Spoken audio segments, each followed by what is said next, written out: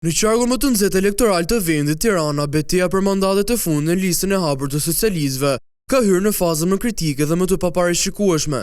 Teksa kanë mbetur shumë pak kuti për të numëruar dhe rreth 5000 zarfe nga diaspora që mund të ndryshojë gjithçka, garuesit socialistë janë në përballje kokë me kokë që po vendoset fjalë për fjalë nga çdo votë individuale. Lista e hapur e PS-s në Tiranë, përveç 12 deputetëve të sigurt, ka nxjerrë edhe 7 fitues të tjerë me preferenca qytetare, të cilit po vendosim në mira vota preferenciale. Kryeson me diferencë Blendi Gonxha, i cili ka kaluar 21.000 vota. I ndjekur nga Erion Braçi me mbi 20.000 vota, si dhe Ervin Hoxha e Fatmir Xhafaj, që sigurojnë pozita të forta për një tjetër mandat.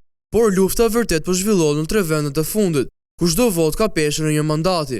Orlando Rakipi ka kaluar për pak vota Xhemal Qefalin, i cili gjithashtu është përpara Anila Denajt dhe Blerina Gjylametit. Nëse kjo renditje mbetet, Denaj dhe Gjylameti futen në kuvend për shkak të kuotës gjinore, çka do të ndryshonte automatikisht lojën për disa emra të fortë, meshkuj që ndryshe do të ishin brenda.